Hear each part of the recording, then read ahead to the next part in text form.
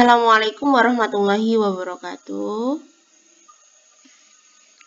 Selamat pagi anak-anak semua, kelas 9. Pada pertemuan hari ini kita akan belajar tentang perkembangbiakan pada tumbuhan.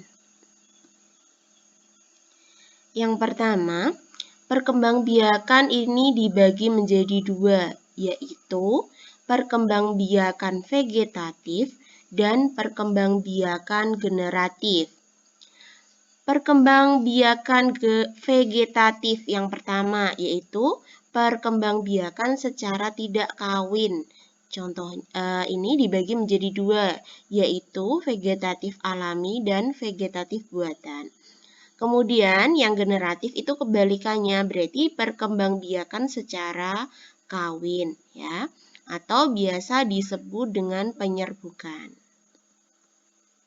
Selanjutnya yaitu perkembangbiakan vegetatif itu sendiri tadi dibagi menjadi dua, alami dan buatan. Yang alami itu ada beberapa, contohnya membelah diri, spora, rizoma, stolon, umbi lapis, umbi batang, umbi akar, dan yang terakhir yaitu tunas. Kemudian untuk yang vegetatif buatan itu ada mencangkok, okulasi, menyambung, dan yang terakhir yaitu merunduk. Kita cermati satu persatu ya. Membelah diri.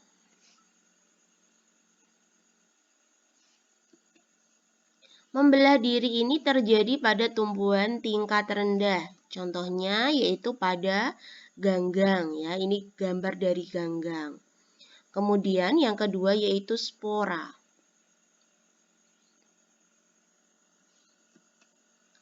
Spora ini terjadi pada tumbuhan paku-pakuan. Contohnya gambarnya ini tumbuhan paku-pakuan, di belakangnya itu ada kayak butiran-butiran kecil, ini warnanya merah. Itu yang dimaksud dengan spora atau kotak spora. Kemudian yang ketiga yaitu rizoma. Akar tinggal ya, batang yang terdapat di dalam tanah.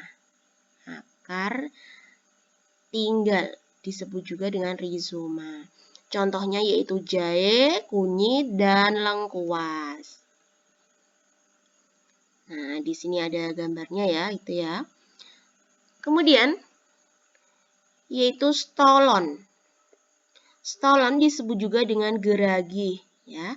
Contohnya itu rumput teki, kemudian arbei, itu contoh dari stolon. Nah, ini kalian cermati gambarnya.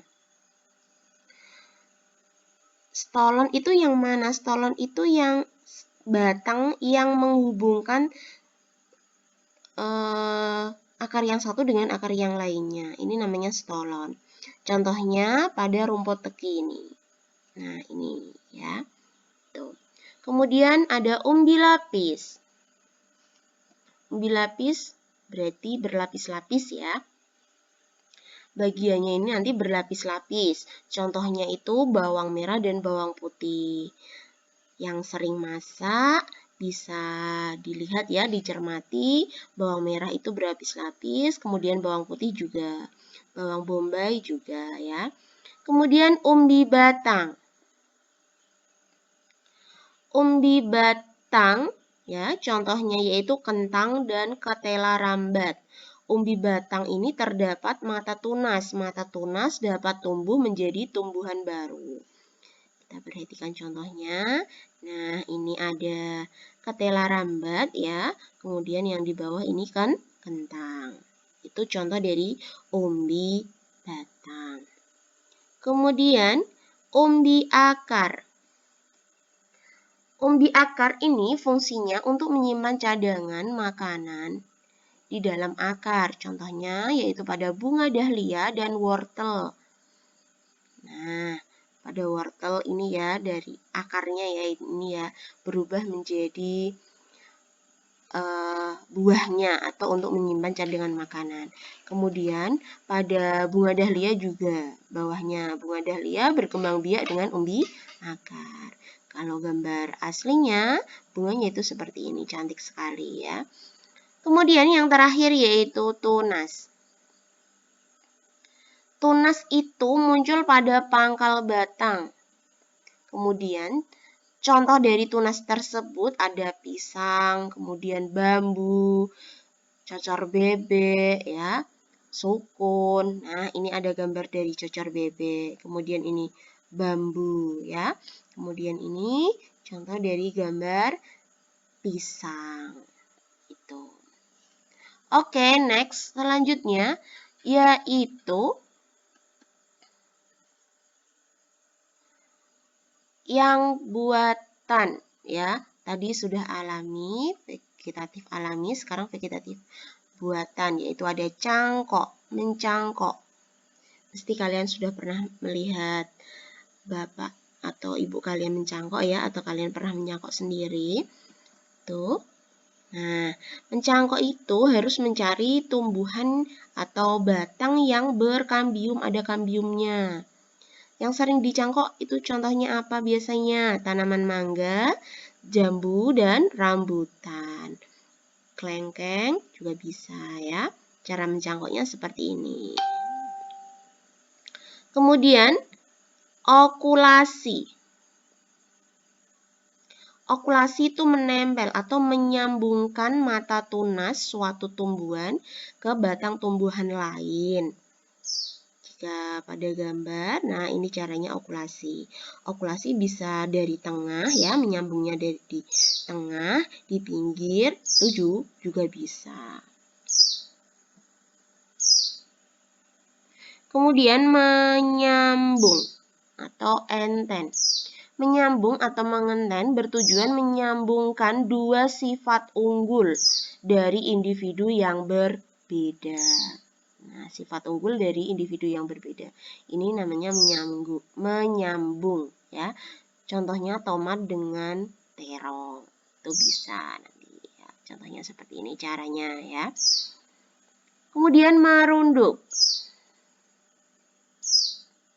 Merunduk itu merupakan proses menimbun batang berada di dalam tanah, ditimbun. Contohnya itu ada arbai, kemudian apel, kemudian stroberi. Nah, perhatikan ini.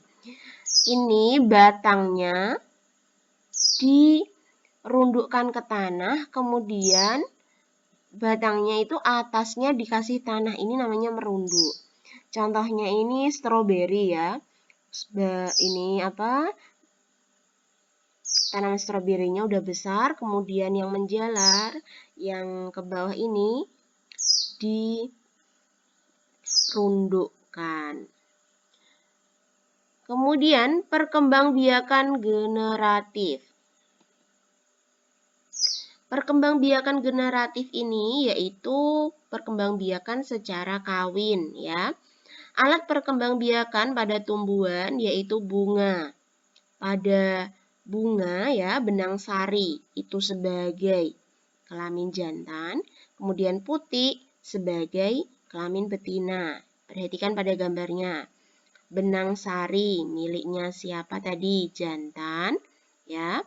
Kemudian putik atau kepala putik ini miliknya betina. Di dalam benang sari itu terdapat serbuk sari. Serbuk sari merupakan sel kelamin jantan ya. Di dalam kepala sari ini ada serbuknya, kemudian menuju ke putik. Nanti akan menjadi perkembangbiakan.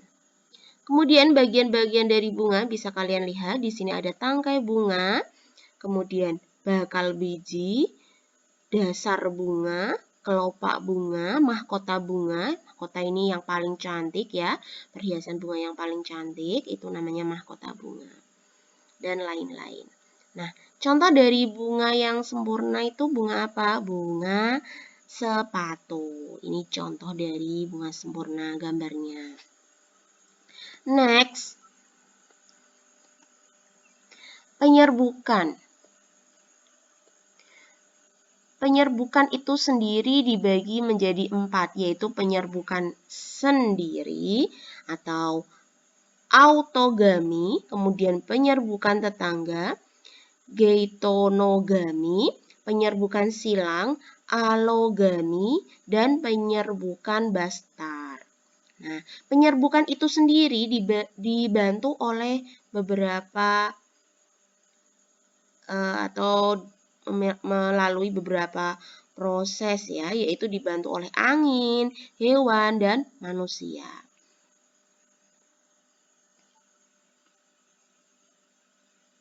Nah, penyerbukan sendiri itu apa sih? Yaitu jatuhnya serbuk sari ke kepala putik dengan sendirinya.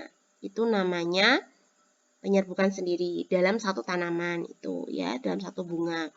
Kemudian penyerbukan tetangga, berarti ada 2 bunga. Jatuhnya serbuk sari ya ke kepala putik bunga lain. Ini namanya penyerbukan tetangga.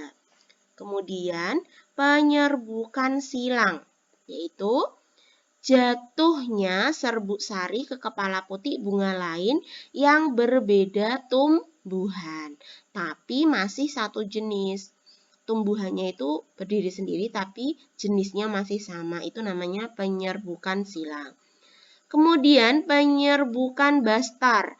Jatuhnya serbuk sari ke kepala putik bunga yang lain, yaitu atau bunganya itu berbeda. Itu kalau bastar. Saya ulangi, penyerbukan sendiri itu terjadi pada satu tanaman, satu bunga. Penyerbukan tetangga terjadi pada 2 bunga tapi satu pohon. Kalau penyerbukan silang terjadi pada 2 tumbuhan tapi sejenis. Kalau bastar terjadi pada 2 jenis tumbuhan. Ya, gitu.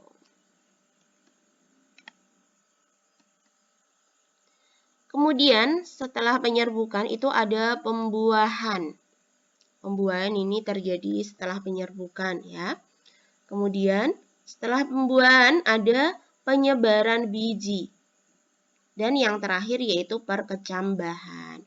Bisa kalian cermati di situ gambarnya ada ini perkecambahan ya. Kemudian yang ini ada proses pembuahan, penyebaran biji, dan perkecambahan juga. Ini dibantu oleh burung atau hewan ya untuk penyebaran biji.